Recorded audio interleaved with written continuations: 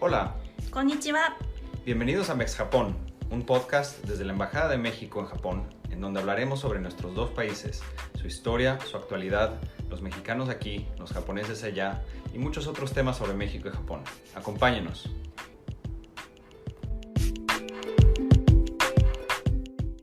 Hola, bienvenidos a otro episodio de Mex Japón, el podcast desde la Embajada de México en Japón. Yo soy Valeria Solís, encargada de diplomacia cultural, digital y deportiva. Gracias por escucharnos. El día de hoy estamos con Verónica Ramírez, quien es escritora, guionista y directora de cine, y nos acompaña en este podcast porque acaba de ser una de las invitadas especiales del Festival Internacional de Cine Infantil de Tokio, KINEC. Es por ello que también queremos dedicar este podcast a todos los peques y kodomos que nos acompañan y a los padres y madres de familia. Para conocerla mejor, les platicamos que Verónica es originaria de la Ciudad de México y su obra cinematográfica es diversa, aunque se interesa particularmente por el cine para las infancias, el documental creativo y la ficción. Verónica es egresada de la Asociación Mexicana de Cineastas Independientes, donde se especializó en dirección y guión cinematográfico, cuenta con estudios de creación literaria por la Universidad Autónoma de la Ciudad de México, ha sido 2 veces becaria del Programa de Estímulo a la Creación y Desarrollo Artístico PECDA Estado de México, pertenece a Tinta Escritores Audiovisuales y Cinematográficos México AC y a la Asociación de Mujeres en el Cine y la Televisión en México. Esto es importantísimo. En México las mujeres estamos haciendo cine y buen cine. La obra de Verónica ha sido seleccionada y galardonada en diversos festivales nacionales e internacionales, entre los que voy a destacar los festivales en Kosovo, en Bielorrusia, en Nigeria, Estados Unidos, Brasil y ahora Japón.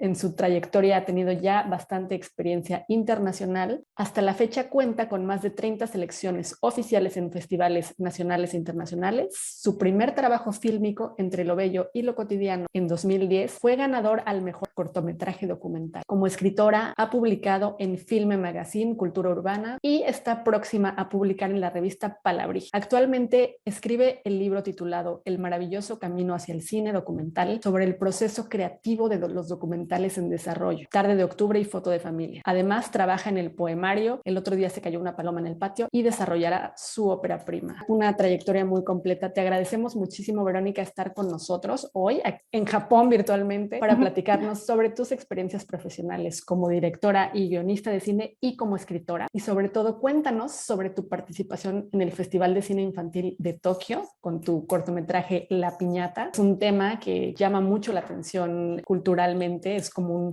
nos parece muy interesante que hayas podido hacer este documental. ¿Cuáles serían tus fuentes de inspiración para que nos cuentes también los detalles de tu pasión para hacer cine para las infancias y que nos cuentes sobre el documental creativo y la ficción, ¿no? Para los que no tenemos tanto conocimiento en esos campos. Para comenzar, Vero, si quieres mandar un saludo al público y contarnos un poco sobre cómo inició tu vocación artística y cómo ello te llevó a interesarte por desarrollarte profesionalmente en el campo cinematográfico. Bienvenida. Hola, pues muchas gracias a todos, a todas. Para mí es un honor estar aquí en este instante con ustedes y compartir un poco de mi trayectoria. Todo surge cuando yo era niña y tuve el privilegio de leer muchos cuentos y disfrutaba del cine, de las películas. Y hay un cuento cuyo mensaje me ha acompañado a lo largo de mi vida y por eso entiendo el poder que las grandes historias tienen en nosotros. Recuerdo que tomaba un libro de poemas de Gustavo Adolfo Bécquer que tenía mi mamá en su recámara y encontré en sus poemas algo que no estaba en el salón de clase. Durante la infancia me surgió el gusto de escribir y de dibujar y al leer me imaginaba las escenas en mi mente, el lugar, los colores, la luz.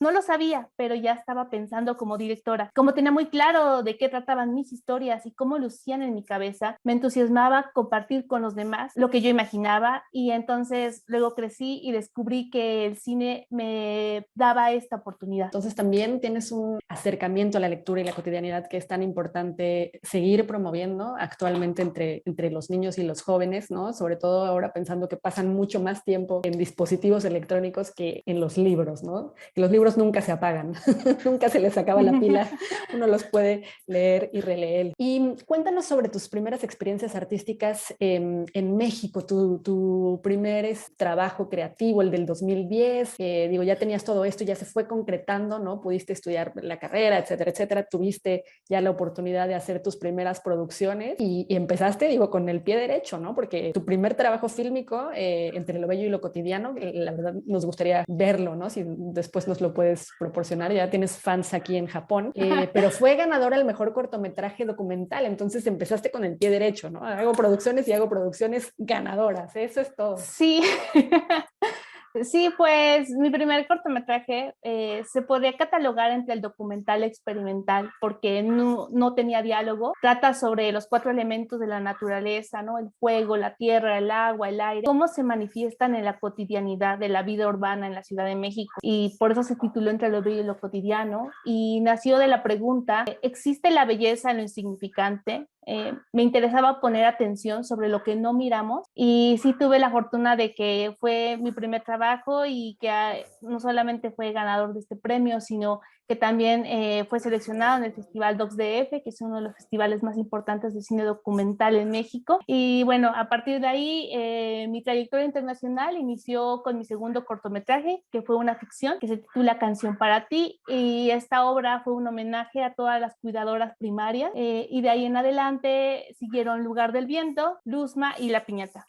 Sobre La Piñata ha sido hasta el momento mi trabajo con mayor proyección internacional. Apenas se estrenó en marzo del año pasado y lleva hasta la fecha más de 30 selecciones oficiales y 2 premios internacionales. Ganamos el primer lugar de la categoría ficción en el Festival Colibrí, el Festival Internacional del Audiovisual para la Niñez y la Adolescencia en Bolivia, y en la Mostra de Cinema Infantil de Florianópolis tuvo el premio a Mejor Película por votación popular en Brasil. La Piñata ha tenido un enorme recibimiento en el mundo, a pesar de que nos tocó la pandemia en su ruta de festivales. Incluso muchos de ellos tuvieron que cancelar o replantearse fechas, pero el éxito de La Piñata ha sido una enorme sorpresa, que a pesar de que es una película hecha con el corazón, hacer cine siempre es una moneda al aire.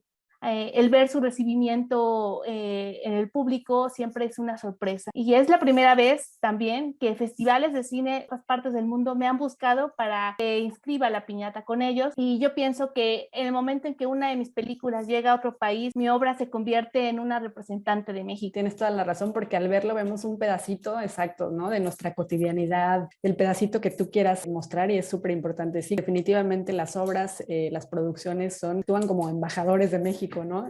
Embajadores audiovisuales de México. Oye, pero público que aún no ha visto La Piñata, quiero anunciarles que la Embajada de México buscará presentarla próximamente en el marco del Día del Niño, aquí con autorización de Vero, y queremos que tenga la mayor difusión posible, idealmente poder presentarla también con subtítulos al japonés. Ese sería nuestro ideal, para que también la tengas, pero cuéntale al público un poco la sinopsis para que se les antoje. Sí, pues La Piñata cuenta la historia de una niña de 7 años que se llama Lorena, que desea ganar el concurso escolar de piñatas para llevarse el premio, que es una bicicleta, y trata de todo el viaje maravilloso que esta niña emprende para llegar a su objetivo. Y hablando un poco más de dónde surge esta historia nace de una experiencia personal de mi infancia. Yo cursaba el 2º grado de primaria y la profesora se ausentó cuando teníamos que hacer una piñata en grupo para el concurso escolar de piñatas, y tuvimos que hacerla entre todos sin ayuda de la maestra, y de allí nació esta historia. Y ya al crecer y al darme cuenta como cineasta que no se hace mucho cine para las infancias en México, me pregunté si esta anécdota podría interesarle a los niños de hoy, y decidí emprender el camino de crear el cortometraje La Piñata. Para mí, hacer cine para las infancias es regresar este regalo que yo recibí de niña, es darles las historias como un agradecimiento a lo que yo por fortuna recibí en mi infancia. Y bueno, hablando sobre uno de los retos que tuve que realizar, o los muchos retos que fue realizar La Piñata, primero fue escribir el guión, escribir el final, decidir entre dar un final feliz o un final resolutivo. Me llevó también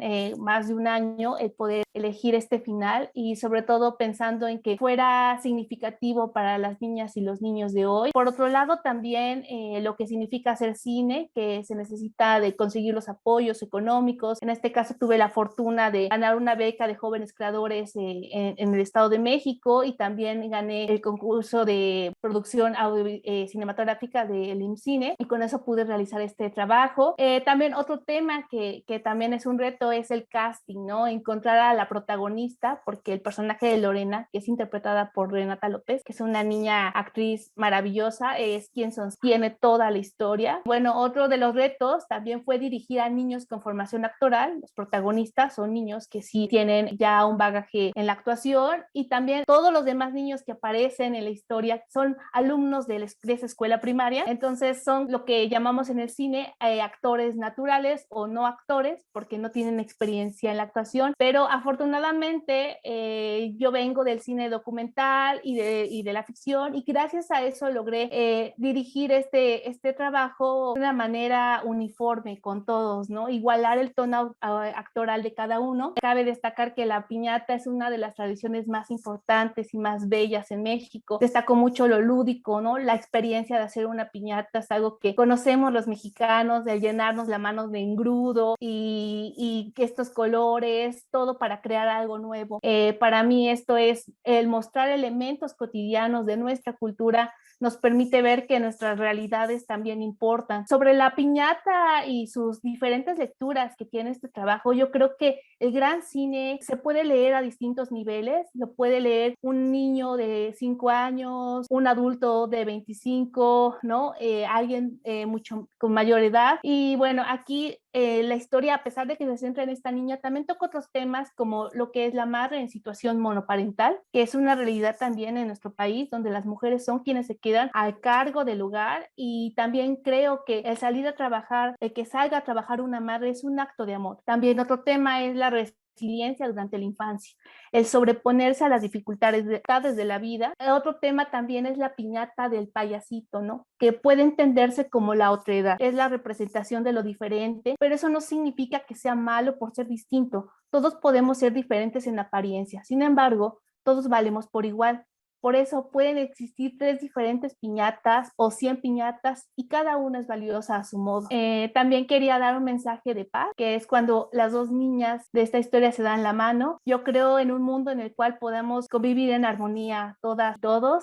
Otro mensaje es un contexto en el cual no tengas todo a tu favor, pero vale la pena dar tu mayor esfuerzo, porque todo el trabajo que tú hagas da un resultado. Para mí también la piñata, pues lo que significa romperse y arrojar la fruta, los dulces, representan estos dones, esta abundancia para los niños, en los que no importa cuál sea tu edad, siempre te puedes llevar algo, te llevas un cachito de la piñata, ¿no? Te puedes llevar un dulce, una fruta, ¿no? Igual un cono, algo. Y eso es algo que también creo que es maravilloso, es un regalo también para los niños que rompen piñatas y que tienen esta oportunidad. En algún momento, alguna vez, alguien me preguntó por qué hay muchas personas involucradas en esta producción, porque normalmente en el cortometraje se suele hacer con un equipo muy reducido, y yo lo que buscaba era hacer una historia de la manera más profesional para darle la mejor calidad a las niñas y a los niños. Y por eso cuando vean este cortometraje se podrán dar cuenta que los créditos son bastante numerosos, pero yo creo que los niños y las niñas merecen el mejor cine que podamos hacer para ellos. Y ya como dato curioso, el dibujo del cartel lo hice un día antes de iniciar la filmación, porque yo tenía toda esta emoción, ¿no? Que implica el estar un día antes de empezar a filmar, y lo hice como un depositario de todas mis emociones, y posteriormente se lo mandé a un amigo que es diseñador, y de mi dibujo surgió el cartel final de la piñata, así que contiene el cartel algo de esta esencia emotiva de la propia producción. En cuanto a los créditos de la piñata, se dividen en 2 partes. Yo quise generar una experiencia que no solamente la película cuando termina la última escena, sino que fuera también un disfrute para las niñas y los niños y las familias, el pasar, el ver los créditos al final. Y por eso creé una letra de mi autoría en la primera parte de la canción que se escucha, y yo la escribí. Y ya la segunda parte, donde empieza el dale, dale, dale, que es un canto que acompaña el romper la piñata en México, que es un canto muy popular.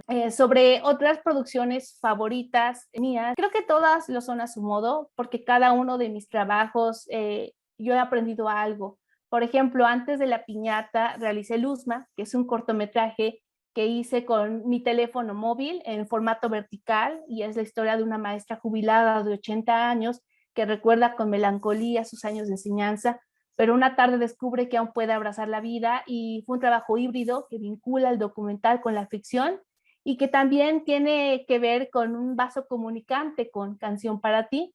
Y bueno, también otro de mis trabajos, que es Lugar del Viento, es un documental sobre el municipio de Ecatepec, en el Estado de México, que es un lugar bastante complejo en muchos aspectos, pero que parte de esta pregunta, ¿no? ¿Existe la belleza en Ecatepec? Y bueno, ya si tuviera que hablar de mi sello como cineasta en cuanto a forma, quizás sería la presencia del acto poético en mi cine. Y respecto al fondo, me interesa escribir personajes que salen del canon. Trato de contar historias que están fuera del molde, historias locales, personajes complejos, humanos, y retratarlos siempre con dignidad. Para hablar sobre mis influencias, pues tengo bastantes, tanto en el cine como en la literatura. Me gusta mucho Lynn Sheffield, Doris Dori, Chantal Akerman. Me gusta mucho cómo maneja la temporalidad en su cine. En documental me gusta mucho el trabajo que hace Godfrey Review, Wim Wenders. También de la poesía me gusta mucho Tonino Guerra, que no solamente fue guionista, sino que también escribió poesía. De literatura, me gusta mucho la literatura que están escribiendo las mujeres y que han escrito las mujeres, como Clarice Lispector, Herta Müller, Mariana Enríquez, Maggie Nilsson. En cuanto a la poesía, me gusta mucho también Vasco Popa, Vicente Gervasi, Chef de Baira. Y en mi primera etapa del cine, yo estuve muy enfocada en el cine que había hecho Miguel Ángelo Antonioni. En cuanto a México, destaco el director Rubén Gámez con su gran película La Fórmula Secreta, Servando González con Viento Negro, y también me gusta mucho el trabajo de Abbas Kiarostami, que ha hecho cine con niños, ¿no? Con niños personajes, y también aprecio mucho a Musel Makhmalbaf y a Theo Angelopoulos. Y bueno, ¿qué puedo decir sobre Japón? Que no solamente ha dado vida a grandes cineastas que nos han regalado también con su cine a la propia historia del cine mundial, como Kenji Mizoguchi, Yasuhiro Ozu, Akira Kurosawa, y bueno, ahora contemporáneos como Ryusuke Hamaguchi, ¿no? Con su última película. Y bueno, también quiero mencionar la importancia de la música en mis trabajos. Para mí lo sonoro siempre es algo tan impresionante, cómo puede generar imágenes, un sonido, ¿no? Siempre te remite a una imagen. Aunque no lo estés viendo, sabes cómo se escucha un ave, cómo se escucha un auto, cómo se escuchan los pasos. Y ya refiriéndome a mis largometrajes que se encuentran en desarrollo, tengo varios. Por ejemplo, hay uno que se titula Bambi es un potro salvaje, que es un guión que ya ha participado en selecciones de festivales de cine respecto al guión, y se trata de un thriller sobre una muchacha que busca sobrevivir a toda costa. En documentales está Tarde de Octubre, que es un largometraje documental sobre cómo rescatar la memoria oral familiar desde la representación teatral en una película, y trata sobre la crónica de mi madre y de mi abuela sobre el 2 de octubre de 1968 en Tlatelolco. Foto de Familia también es otro largometraje documental. Ese surge en el año 2019 en el marco del año de Zapata. Todo va sobre el recuerdo de una foto de mi infancia donde aparece un integrante de mi familia del que no sabía ni su nombre, y se trata de la fotografía de mi bisabuelo junto a Emiliano Zapata, y justo es la búsqueda de esa foto y todo lo que representa y las preguntas, ¿no? ¿Cuál es la relación de mi bisabuelo con Zapata? ¿Esa foto formó parte de una casualidad? ¿Qué papel hizo mi bisabuelo en la Revolución Mexicana? ¿Quién fue mi bisabuelo y por qué nunca conocí quién era? Y de estos dos últimos documentales es que estoy escribiendo el libro titulado El maravilloso camino hacia el cine documental. Es un libro sobre mis reflexiones en el proceso de estos documentales. Lo estoy escribiendo porque mi propósito es que este libro acompañe a los realizadores de cine documental en el proceso de sus propias películas, un poco compartiendo mis propias experiencias, y ya sobre todo enfocándome a las infancias. También estoy trabajando en un largometraje de ficción titulado Verano de los Chiquihuites, que es un guión para niñas y niños. Trata sobre el tema de la inclusión y la amistad, que tiene como eje central la danza inclusiva, y para escribirlo tomé clases de danza mixta en la Escuela Nacional de Danza de Nelly Gloria Campobello, porque como guionista me gusta involucrarme mucho en mis proyectos. Creo que eso los hace que sean mucho más reales, mucho más verdaderos. Y bueno, también estoy experimentando con un poemario titulado El otro día se cayó una paloma en el patio, que se convertirá también en una película, y en lugar de un guión cinematográfico, puedo inspirarme en un poemario, busco encontrar un diálogo entre los límites de la poesía y el... Te quisiera preguntar también, bueno, como cineasta, como mujer cineasta joven, has sido sumamente exitosa por lo que vemos, pero ¿has tenido algunos retos que tengan que ver con el género? Porque muchos de los cineastas que nos nombraste, tanto internacionales como nacionales, bueno, hay una disparidad de género enorme, ¿no? Te referiste mayormente a cineastas hombres. Tú has tenido esos retos y bueno, definitivamente nos encantaría y sabemos, estamos seguros que tú vas a ser de inspiración de futuros cineastas, ¿no? Pues en mi primera experiencia con mi primer trabajo, sí me tuve que enfrentar a un equipo mayormente formado por hombres. También es importante, sobre todo, defender nuestras historias como cineastas. Creo que apenas están abriendo muchos caminos para las mujeres que están haciendo cine, pero esta lucha viene desde muchísimos años atrás, que no podemos entender al cine que yo estoy haciendo en estos momentos, si no le doy un lugar también a las cineastas que han estado luchando en México, ¿no? Por ejemplo, María Novaro, que ella hizo un largometraje precioso que se titula Tesoros, que es para el público infantil. Algo que me ha tocado mucho al momento de hacer mis primeros trabajos es la confianza. Creo que es algo que tienen mucho más ganado los hombres en una producción. Es más fácil que el equipo de trabajo, el crew, confíe en el director solo por ser hombre. A mí como mujer me han cuestionado muchísimo más, ¿no? Mis decisiones, y no es hasta que ya al final el trabajo y demuestro que el trabajo se hizo muy bien y ya cuando ven el resultado es cuando ya comienzan a aceptar y a confiar en mí. Entonces creo que eso sí es una barrera que existe mucho, porque las mujeres tenemos que demostrar que sí somos buenas directoras, o que sí somos buenas sonidistas, o que somos muy buenas con la cámara en la cinematografía, y es algo que los hombres ya lo tienen como mucho más asimilado o mucho más ganado en ese sentido. Pero yo creo que lo importante, a pesar de esta disparidad, es que hay que seguir contando historias y seguir creando, porque la humanidad no solamente son hombres, sino también somos mujeres, y somos muy diversos y diversas en todos los aspectos. Y yo creo que el cine y el arte debe de ser el reflejo de cada uno de nosotros, ¿no? Debe de tener esta gran variedad. Entonces es importante que las historias que desde nuestra experiencia como mujeres también salgan en producciones y salgan a la luz. Yo creo que hoy en día en México el cine más relevante que se está haciendo viene precisamente por directoras mujeres, y pues al final yo creo que todas somos como una línea que unen a las directoras del pasado con las directoras que vendrán en el futuro, y somos como esta pequeña cadena, somos un eslabón más de esta pequeña cadena, enorme cadena, en la cual todas estamos pues creando. Y a través de estas historias ir cambiando las narrativas, ¿no? También de las nuevas generaciones, ¿no? A través de describir, caracterizar a personajes femeninos empoderados, asertivos, heroínas, buenas o malas, pero con toda una gama de virtudes. Pero me llama muchísimo la atención también tu relación con la poesía, y sé que la mencionaste al principio, que tiene que ver con que te leían poesía de pequeña y todo eso, pero ¿qué es lo que te llamaba la atención? Porque para los niños, ¿cómo los antojamos con la poesía? Es difícil, ¿no?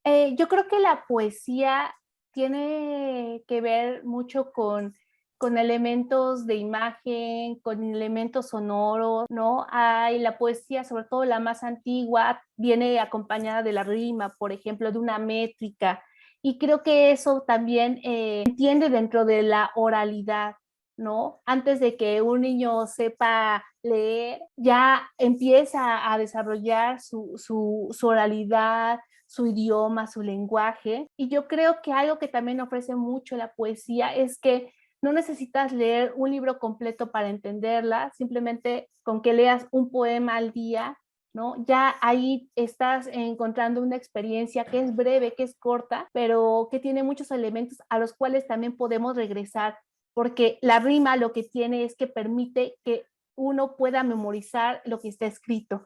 Entonces, creo que en ese sentido es algo muy importante y que deberíamos de fomentar en las infancias, porque es acercar a los niños precisamente a la literatura desde algo que realmente está hecho para ellos, para su etapa de desarrollo, en pequeños fragmentos, en pequeñas rimas, en pequeñas imágenes, y es también cómo estas rimas y esta memoria de lo que estamos leyendo nos acompaña aún después de haber terminado ese poema o de cerrar ese libro, y creo que eso también forma parte de la experiencia lectora. No solamente es cuando nos sentamos a leer frente a un libro o esto, sino como también al cerrarlo, esas palabras, algo de ahí se nos queda grabado y lo recordamos en algún momento del día o de la semana. Y creo que eso es algo muy maravilloso que también permite en este caso específico, la poesía. Qué importante ese elemento que mencionas, y es cierto, ¿no? Fomentar la poesía, porque uno pensaría, híjole, la poesía es muy compleja para los niños, pero no, ¿no? Si se les graba. Oye, Vero, cuéntanos cómo te fue en el festival, cuál fue la reacción del público japonés, porque tuviste una sesión de preguntas y respuestas del público.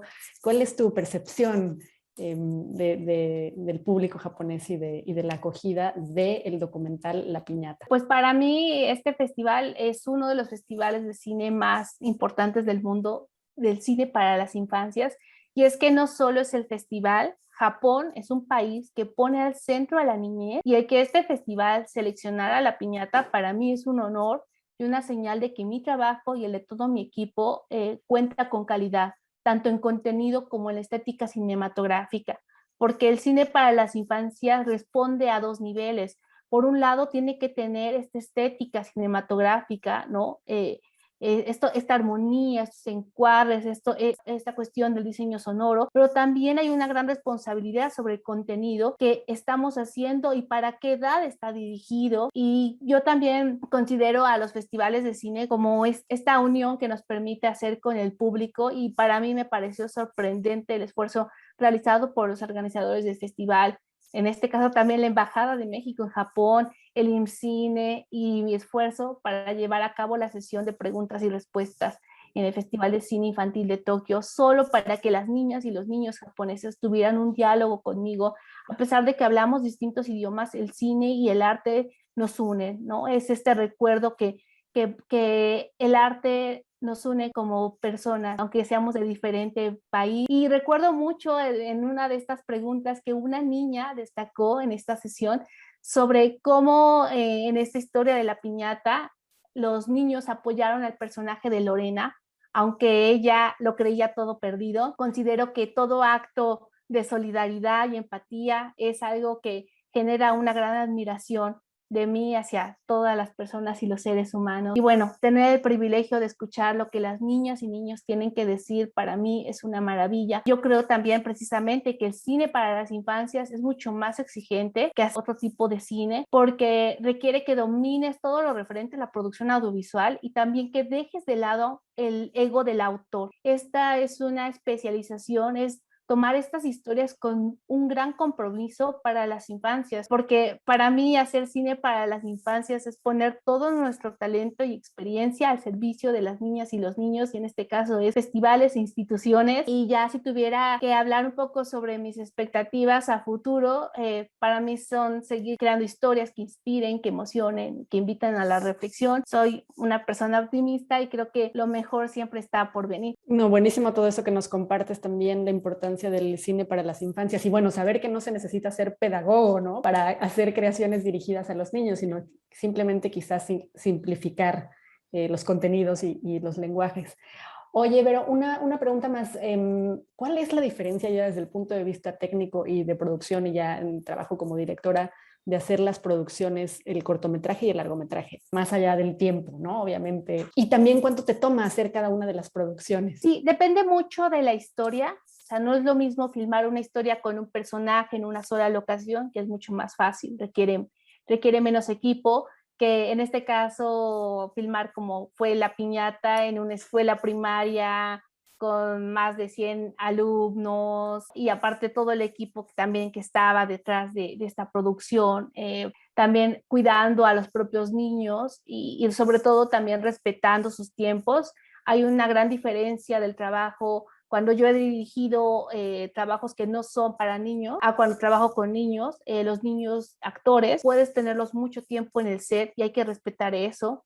Entonces, siempre tratar a los niños con mucho respeto, siendo muy clara en mis indicaciones sobre lo que yo estaba buscando y sobre todo eso. En ese sentido, también algo que mencionas, que me preguntas sobre la diferencia de hacer un cortometraje o un largometraje, para empezar, me puedo enfocar en el guión, ¿no? Normalmente se considera un cortometraje a una obra que no pasa puede ser de 1 minuto a 30 minutos, depende más o menos de cómo en algunos lugares lo consideren, pero más o menos eso es lo considerado para un cortometraje. Y ya el largometraje se considera a partir de 90 minutos. Entonces, eso significa que un corto necesita escribirse, por ejemplo, La Piñata, ¿no? Que dura 13 minutos, significa que yo escribí un guión con 13 páginas y un largometraje de 90 minutos es un guión de 90 páginas. Entonces, ya desde la escritura del guión existe una gran diferencia, sobre todo también en la historia. En un largometraje te permite jugar más con los personajes, con su arco dramático, ¿no? Con los antecedentes, con también cómo se desenvuelve con otros personajes. En cambio, en el cortometraje tienes muy poco tiempo, es un tiempo mucho más acotado, en el cual en breve tiempo tienes que contar una historia. Entonces, hay quienes dicen que es mucho más difícil escribir un largometraje o filmar un largometraje que hacer un corto, porque muchas veces comenzamos haciendo cortometrajes, pero yo creo que también el cortometraje tiene sus grandes exigencias, que es cómo en tan poco tiempo puedes contar una historia con tantos elementos, ¿no? Con estos 3 actos, ¿no? El primer acto, el segundo o el tercer acto, dónde estás poniendo tu desenlace, cómo termina, cómo eres efectivo. Y el largometraje te permite mucho más tiempo para poder desarrollar a los personajes. Yo creo que son distintos en ese sentido, y también partiendo de esa naturaleza, la filmación se contempla de diferente manera. Un cortometraje te va a llevar muchos menos días para filmarlo, y un largometraje puede ser 1 mes, 2 meses, 3 meses, dependiendo de la historia y de las dificultades que represente ese largometraje. Entonces sí hay grandes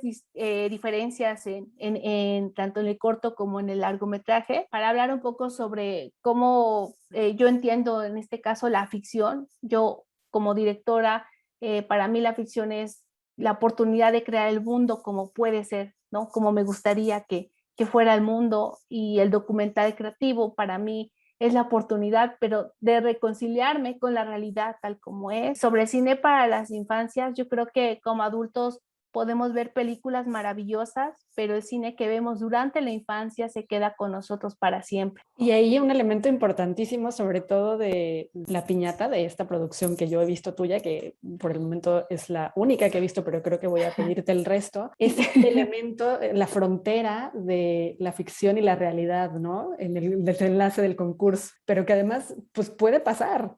Puede ser, la verdad es que es una frontera muy borrada, ¿no? La moneda se pudo haber ido para cualquier lado, y en la vida sí pasan milagros. Ahí es el elemento sorpresa de la película, del corto, para que se les antoje. Y simplemente nada más también saber desde el punto de vista ya técnico, pues una historia entendería que se podría adaptar. Por ejemplo, esta que es de cortometraje, La Piñata, pues tú podrías adaptarla para un largometraje y viceversa, ¿no? Y de ahí, ¿cómo se insertaría también el documental? Para quienes no sepan de nuestro público, ¿cuáles son las diferencias? Entre todo hemos aprendido muchísimo. En el cine hay 2 grandes géneros, que por un lado es el cine documental y el otro es el cine que se considera ficción. No ciencia ficción, sino ficción, que es todo lo que tú creas de tu mente, que no existe, y eso ella. El documental está mucho más enfocado en la realidad, por ejemplo, en la historia del panadero, en la historia de personajes que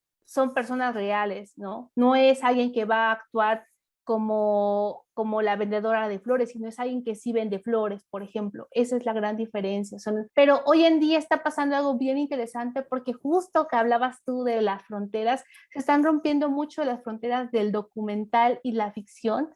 Hay muchos documentales que utilizan elementos de la ficción en el documental, y a estos trabajos se les considera como un cine híbrido, y ya son cosas mucho más experimentales quizás, pero también son bien interesantes. Se están tomando elementos de la ficción en el documental y como el documental también retoma elementos de la ficción. La diferencia también de estos dos géneros es la manera en la que uno va a filmar o en este caso yo me he tenido que enfrentar al realizar un documental o una ficción. En un documental no existe un guión como tal, tan específico como en una ficción en el que dices, Lorena, tantos años, viste uniforme escolar. En este caso, en el documental, prácticamente el guión se construye después de que ya terminaste de filmar tu documental, lo construyes en la sala de edición. Haces una escaleta antes, claro, antes de filmar, porque tienes que basarte en algo, pero realmente el guión lo construyes en la sala de edición, en el cine documental, y en la ficción lo construyes antes, ¿no? Antes incluso de salir a filmar. Entonces es como, son diferentes momentos, son procesos bien distintos, pero cada uno tiene cosas muy maravillosas. Siempre que hago alguna de mis películas, trato de ir como cambiando. Por ejemplo, si un año hice documental, el siguiente digo, ya, quiero hacer algo de ficción, algo en el cual yo tenga un mayor control sobre lo que está pasando frente a la cámara. Pero una vez que ya pasé de filmar una ficción, digo, quiero enfrentarme como a esta sorpresa que te brinda el documental, ¿no? A la vida misma, en cómo resultan las cosas. Hay menos control sobre tu producción como una documentalista que cuando haces ficción. Ambas cosas, ambos elementos nutren bastante la experiencia, porque en este caso te tomo mucho lo que yo he aprendido con el documental, que es a seguir a los personajes, es estar al servicio de ellos, sobre todo para los niños, ¿no?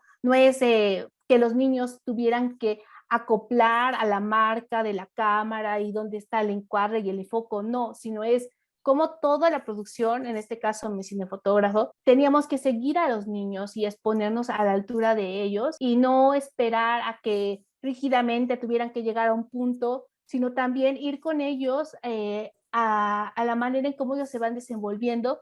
Y creo que eso también ha generado como esta sensación en la piñata de las personas que la han visto y me han comentado que se siente como si realmente fuera un salón de clases, si realmente fuera una escuela. Y creo que eso es algo que también, que he captado del documental y que me sirvió mucho ponerlo en práctica en la ficción, ¿no? El también no solamente es el definir, tener claro, muy claro qué quiero contar, cómo lo quiero filmar, qué tipo de encuadre quiero, dónde quiero el emplazamiento de la cámara, qué tipo de iluminación, sino también una vez que ya tengo eso muy, muy, muy seguro de qué estoy queriendo hacer en el cine, también permitirme esta oportunidad de ir también fluir con la propia vida de la filmación, ¿no? Creo que eso también es algo que rescato tanto en el documental que he puesto en práctica en mi propia ficción. Pues, Verónica, muchísimas gracias por compartirnos todas tus experiencias. Nada más, ¿qué le podrías recomendar a niños y adolescentes o jóvenes que quisieran seguir una carrera en el cine, niños y niñas, ya que estás abriéndole camino a muchas de las niñas? Yo siempre digo que todas las películas nacen del mismo lugar, de la imaginación, y la imaginación no tiene edad.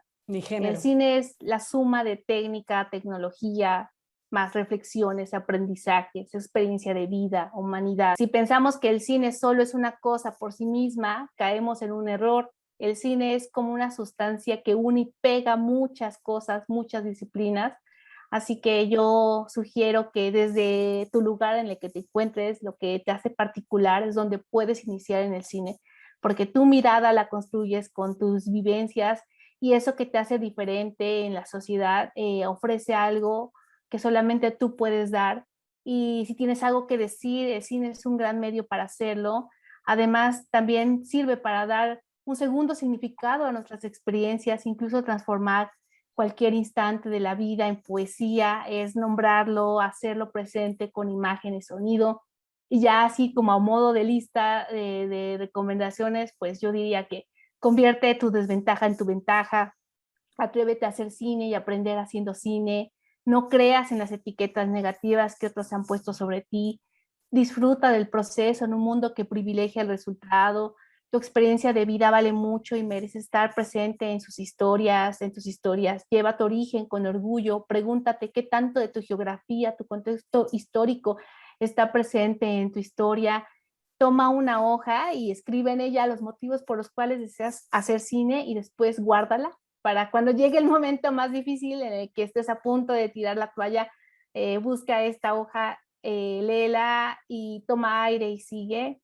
Y bueno, también para mí, como lo venía mencionando, el cine no solamente es entendernos como creadores de nuestros tiempos, sino también entender cuál es nuestro lugar en la historia de nuestras propias culturas, ¿no? Dónde nos estamos posicionando, de dónde venimos y también, sobre todo, como invitar a estas próximas generaciones, ¿no? Yo creo que es algo que me entusiasma mucho, el saber que de alguna manera este trabajo que estoy haciendo también está inspirando y puede inspirar tanto a niñas o a niños, eh, para que simplemente en algún momento puedan recordar esta historia, así como yo recuerdo con mucho cariño las historias y los mensajes que me han acompañado en mi propia vida. Ay, pues muchísimas gracias, Vero, por todo tu tiempo. Espero que este sea el inicio de una larga